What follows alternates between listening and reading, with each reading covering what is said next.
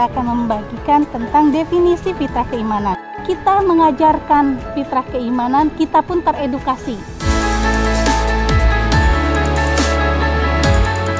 Kuncinya tetap 5 huruf, S, A, D, A, R. Pendidikan pada generasi yang berikutnya harus jauh lebih baik daripada generasi kita.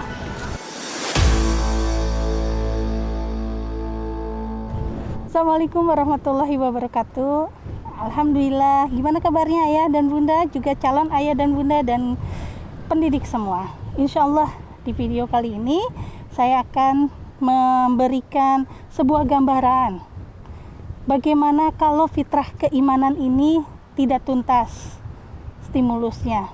Bagaimana kalau fitrah keimanan ini berbelok. Bagaimana kalau fitrah keimanan ini sakit kalau kita nyatakan. Bagaimana kalau fitrah keimanan ini hidden atau tersembunyi, sehingga fitrah-fitrah kebaikan yang ada pada diri anak tidak muncul. Mungkin ketidaktuntasan stimulus fitrah keimanan tidak akan terlihat langsung di tahap 0-7 tahun, tapi mungkin akan terlihat di next step atau di tahap berikutnya, ketika kita mulai menyadari kalau anak kita sulit sekali diajak untuk sholat atau melaksanakan sholat secara mandiri padahal usianya sudah akil balik, atau anak kita susah sekali disuruh menutup auratnya padahal anak kita sudah akil balik, atau berbagai macam hal lainnya sesuai tadi definisi fitrah keimanan di bidang akidah, ibadah, dan akhlak. Mudah-mudahan kita semua terhindar dari hal-hal yang semacam itu. Nah, ketika fitrah keimanan ini sakit atau berbelok, padahal secara fitrah Allah telah memberikan keimanan sesuai dengan surat ke-7 ayat 172, bahwa kita sudah terinstal berupa kesaksian kita terhadap pengakuan kita terhadap keesaan Allah, Sang Pencipta, tapi kemudian setelah anak kita lahir dan membesar, itu tidak tampak. Itu adanya ketidaktuntasan dalam stimulus atau hal yang berbelok.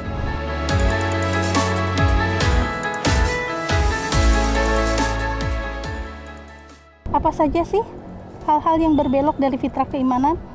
Yang seharusnya akidah itu kita punyai, bahwa kepercayaan kita adalah berupa pengakuan ketauhidan bahwa Sang Pencipta itu Allah. Sekarang banyak Tuhan lain di sekeliling kita.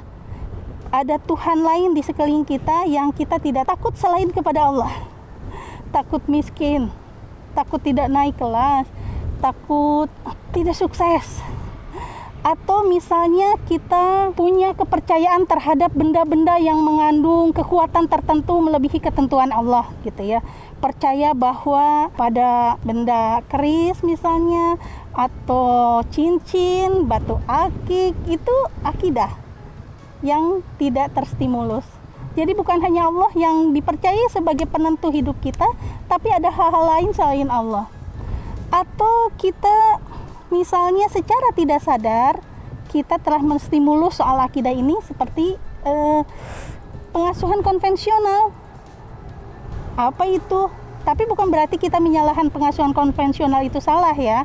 Tapi ada beberapa misalnya pengasuhan konvensional yang secara tidak langsung menstimulus akidah yang tidak mengakui bahwa Allah adalah satu-satunya penentu. Contoh misalnya, jangan pulang maghrib-maghrib, nanti disembunyikan makhluk apa atau misalnya nanti jangan ke rumah itu berhantu, menakut-nakuti anak gitu.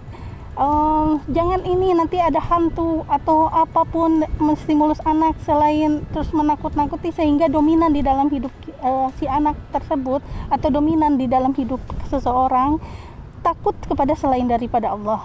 Lalu misalnya kita secara tidak langsung ketika anak jatuh yang disalahkan kursi atau misalnya tembok gitu ya.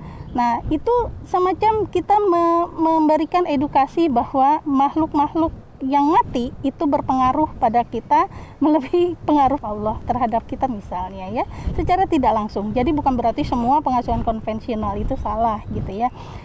Lalu misalnya selain tadi takut pada selain Allah, mempunyai Tuhan lain selain Allah, ketika usia-usia tertentu harus melaksanakan ibadah dia tidak tercapai, dan yang mengakibatkan orang tua pun akan bersusah hati atau menstimulusnya jauh lebih sulit.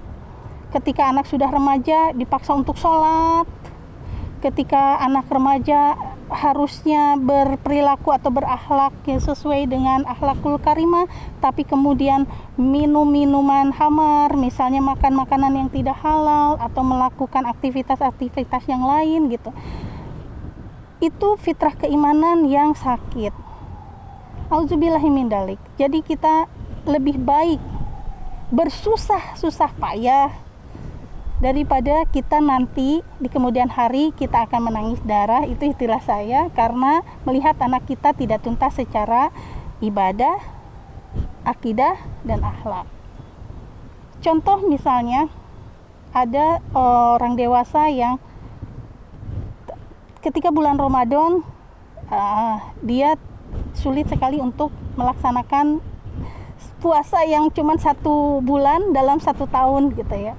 Padahal dia sudah dewasa, di depan orang lain dia puasa, tapi kemudian dia tidak puasa.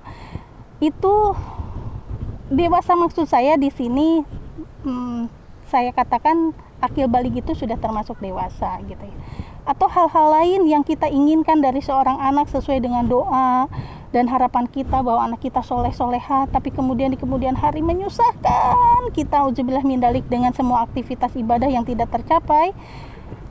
Auzubillah min dzalik.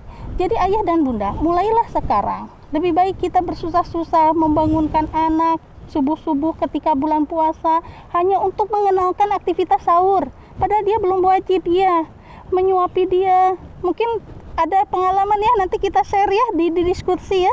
Ada pengalaman nggak ayah sama bunda menyuapi anak ketika anak sedang ngantuk-ngantuknya karena dia akan kita persiapkan untuk puasa di esok harinya, beratnya iya, dan kita para ibu makan dengan cepat, dikunyah pun tidak mengikuti sunnah, tidak 27 kunyahan karena cepat-cepat, lalu kemudian menyiapkan anak sahur dan lain sebagainya, memberikan edukasi kenapa harus puasa dan lain sebagainya.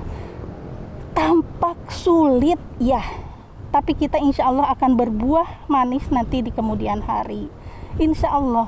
Awalnya kita cukup sekali kesulitan dengan, apalagi misalnya kelahiran yang beruntun, anak ke-1, anak ke-2, anak ke-3, anak ke-4 gitu ya, yang semuanya dalam usia, saya pernah mengalami 3 anak, 3-tiganya balita atau bayi di bawah 5 tahun.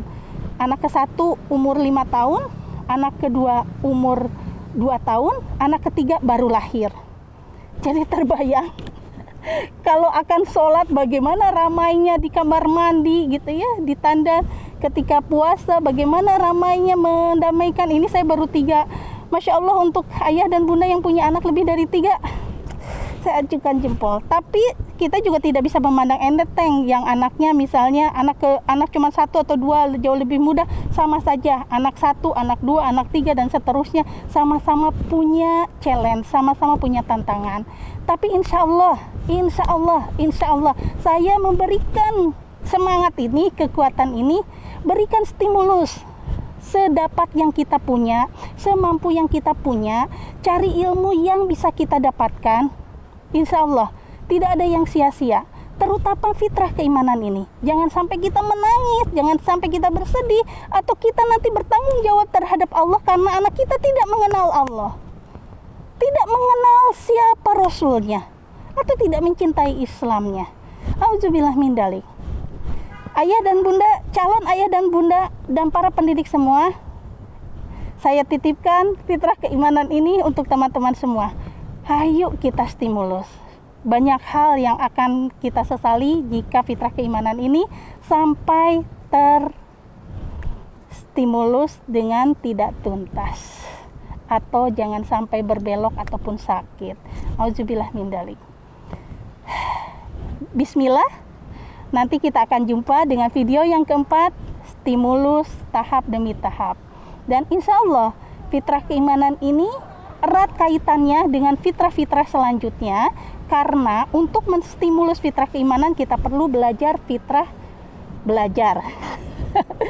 tumbuh kembang, fitrah seksualitas, Fitrah bakat, oh ada hubungannya dengan bakat ya, insya Allah ada kan, nanti kita akan cari tahu. Dan fitrah bahasa, ada juga iya fitrah individu dan sosialitas, karena di dalam ibadah ada ibadah secara sendiri dan bisa berjamaah. Kita kenalkan bagaimana kalau kita beribadah sendiri, dan kita kenalkan bagaimana ibadah jauh lebih baik kalau misalnya berjamaah. Itu kita akan kenalan dengan fitrah individual dan sosialitas. Wah, sudah tidak sabar, saya tunggu ya nanti di video-video selanjutnya dan di session-session selanjutnya, karena ini akan membuat kita tambah bergairah untuk bisa menstimulus anak kita, anak saudara kita, anak didik kita, atau anak-anak sedunia. Kalau saya berpikir sedunia, insya Allah mudah-mudahan, saking semangatnya. Jangan patah arang, jangan patah semangat, optimis selalu. Berapapun usia anak kita, kita cari tahu tahapan demi tahapan, mana saja yang kita boleh checklist, mana yang belum di checklist, kita susulkan. Selalu ada jalan bagi mereka yang mau ikhtiar. Wallahu a'lam bishawab. Assalamualaikum warahmatullahi wabarakatuh.